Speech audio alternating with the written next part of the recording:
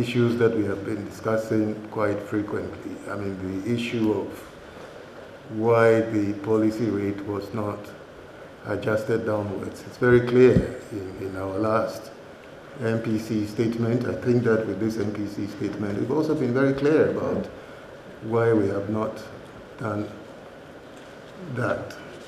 If you look at the statement, we point out the risk from the fiscal side and also the uncertainty about the pandemic. Now, it is important that the budget is fully financed. And to keep the budget fully financed, you need an interest rate which is high enough to allow investors, including domestic investors, to be interested in buying government bonds. That is the context in which we find ourselves, that we have a large financing need for the budget.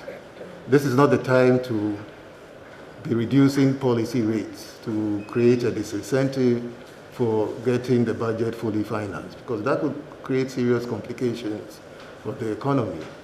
And I think that that's a very strong basis for why the policy rate has not been adjusted downwards. The central bank's view on debt sustainability, we have been of the view for some time now about the vulnerabilities, about our debt vulnerabilities. And we did discuss this matter during the last MPC, saying that we had seen a very significant decline in non-resident holdings of our domestic debt, right? And now we are seeing that that has declined from over 30% to around 18%. So we've addressed that vulnerability in terms of domestic debt being in the hands of domestic investors, being in the hands of the banks.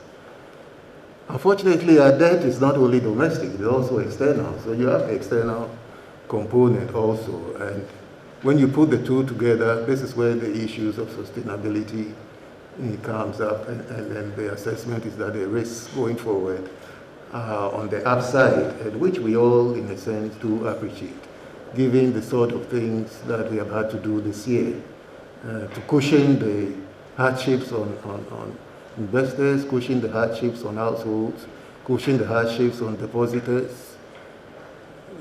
All of those things requires resources. So these are the cost of doing that. And we had also mentioned that we are reaching the limits of what can be done in terms of additional cushioning. So these are things that cannot be permanent. They would have to, in a sense, be wound down sometime in 2021 going forward.